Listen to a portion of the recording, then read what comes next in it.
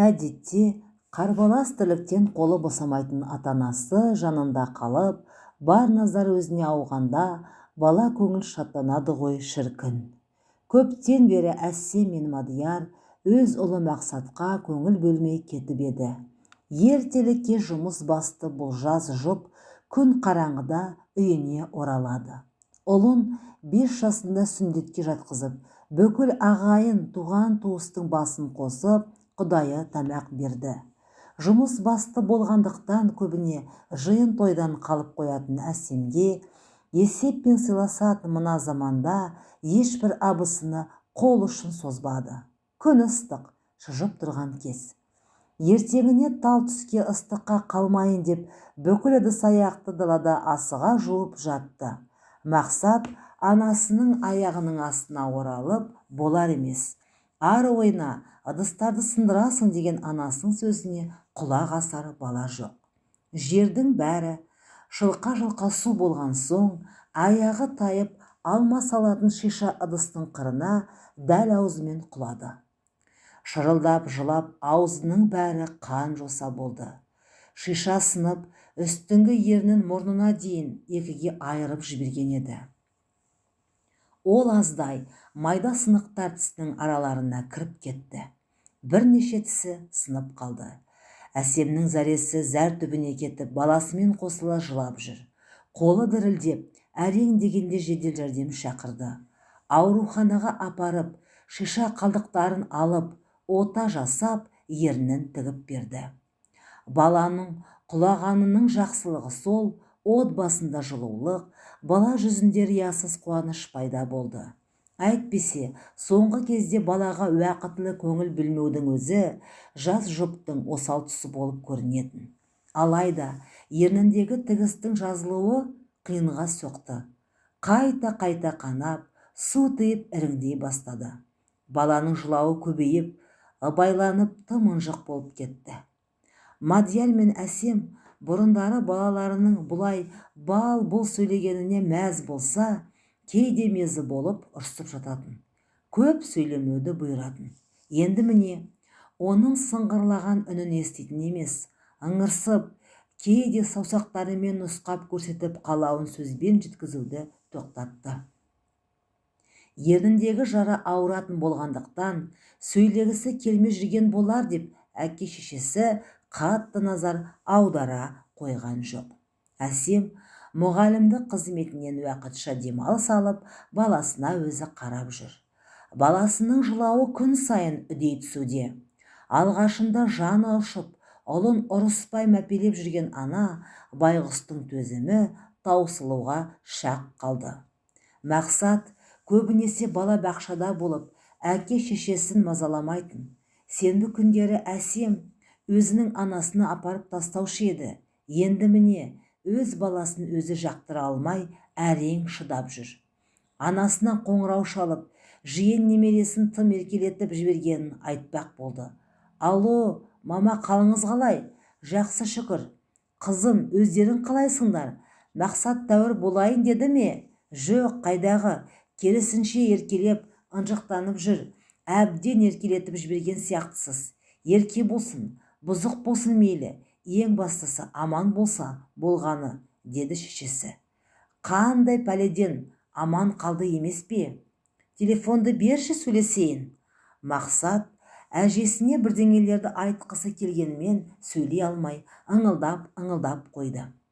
Ақыр соң ызасы келген балақай бар даусымен жылап жіберді. Оған не болғанын анасы еш түсіне алар емес. Бір шама уақыттан соң Әсемнің анасы қайта хабарласты. Қызым, мен алаңдай бастадым. Мақсат сөйлегісі келіп бірдеңелерді айтты, бірақ сөздері түсініксіз. Ол бұлай еркелеген емес, өзімен өзі ойнап жүретін бала еді. Сөздері нық, анық болатын. Қызым, бұл еркелік емес. Өткен жолы құлағында зақым келген жоқ па? Мен де соны уайымдап жүрмін.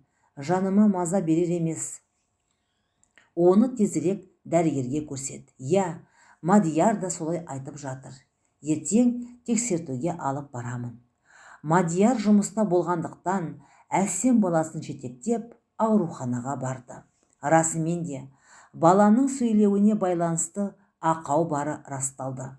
Оған қоса үстіңгі ерінде екі жаққа бөлініп, ортасы арық секілді болып қалғандықтан сөздері дұрыс шықпайтынын айтты.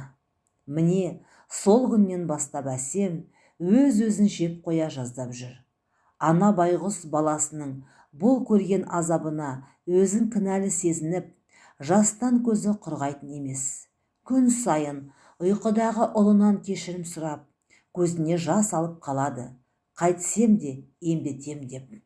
Бармаған жері, баспаған тауы қалмады. Емші дәрігер бәріне апарды. Бәрінің айтатыны бір: баланың ерніне қайта ота жасау керек. Алайда Әсем өз еліміздің дәрігеріне сенімсіздік танытып, бұл қадамға баруға қорқып жүрді. Мадияр екеуі ойлана келе Ташкент қаласына барып, мақсатқа ота жасатпақ болды. Мадияр әйелі мен жарын жалғыз жібергісі келмей, өзі де бірге бармақ болған. Жаным, сен де жұмыстан қалсаң қалай күн көреміз? Баланың еміне ақшаны қайдан табамыз? Сен еш алаңдамай жұмысыңды жасай бер, мен өзім алып бара берейін деді. Жат елге қалай жалғыз жіберем? Сен уайымдама, бәрі жақсы болады. Алысқа кетпеймін ғой. Шымкент пен Ташкенттің арасы бірер сағаттық жер емес пе? Деді Әсем. Жарайды. Әсем кезек көбеймей жатып ерте бару үшін шекараға дейін таксимен бір күн бұрын сөйлесіп қойды. Түнгі сағат 4-тер шамасында жолға шықпақ болды. Сондағы ойы таң ертең ерте барып, дәрігерге ұлын ертерек көрсету болатын. Түн қараңғыда ұйқыдағы ұлын көтеріп жолға шығып кетті. Шымкент Жетісай үлкен жолда көліктері апатқа ұшырады. Үлкен жүк көлігі келіп дәл Әсем отырған жақтан жеңіл көлікті соқты. Өкініштісі, Әсем апат орын алған жерде көз жұмды. Кіп-кішкентай баласын өз денесімен қорғап қалған байғұс әйел ерлікпен жан тапсырды десек те болады. Осылай боларын білгендей Мадиярға сен бармай-ақ қой деп шырылдап жүргенін қарасаңшы.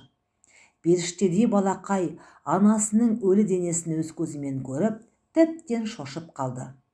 Әсемнің денесін Шымкентке моргқа алып кетті. Ал мақсат болса, шырылдап жылаған күйі полиция бөлімшесіне жеткізілді. Әкесі келгенге дейін қара терге түсіп, тоқтаусыз жылай берді. Әкесін көрген кезде тіптен жылауы күшейе түсті. Әкесі мен ұлы екеуі бірі анасын, бірі сүйікті жарын жоқтап, еңірене жылап алды. Әсемнің денесін Мадияр ауылдағы әке-шешесінің үйіне апарып, сол жерде жаназа намазы оқылып, мәңгілік сапарға шығарып салды. Жол апатына кінәлі жүк көлігінің жүргізушісі бас бостандығынан айырылды. Анасының қазасынан соң мақсат бұрынғысынан бетер ынжық, кесір болып ешкімге көнбейтін мінез пайда болды. Мадияр баласын әке-шешесіне тастап, өзі қалаға жұмысына оралды. Мадияр мектепте математика пәнінен сабақ береді.